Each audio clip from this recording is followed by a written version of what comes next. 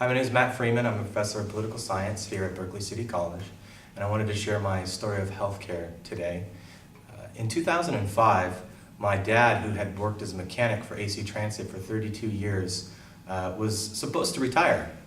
But when my mom and my dad sat down and looked at their finances, they realized in January, which was my dad's 56th birthday, that they were going to have to live paycheck to paycheck, and in fact, because of the cost of health insurance, was not going to be able to afford retirement. So my dad, even though on his birthday we were supposed to be not only celebrating his birthday but also his retirement that year, had to postpone that retirement because my folks would not be able to afford health care as a result of living on a fixed retirement income.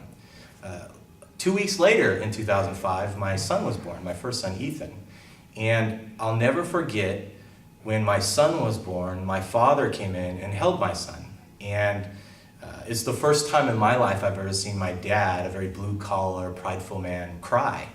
And I realized in that moment that as the son of my father and as the new father of my son, that the dream, the American dream that my dad could work for 30 plus years in a blue-collar job and then retire in dignity, and my mom and him could live their lives in the twilight years in relative security, had been broken, really, as a result of the rising cost of insurance.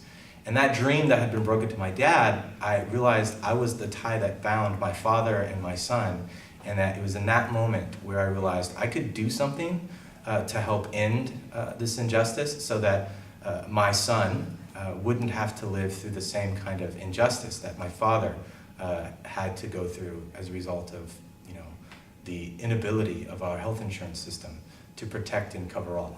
So I began looking for elected officials and public policies that promoted universal health care and spoke about health care as a right and not just a privilege.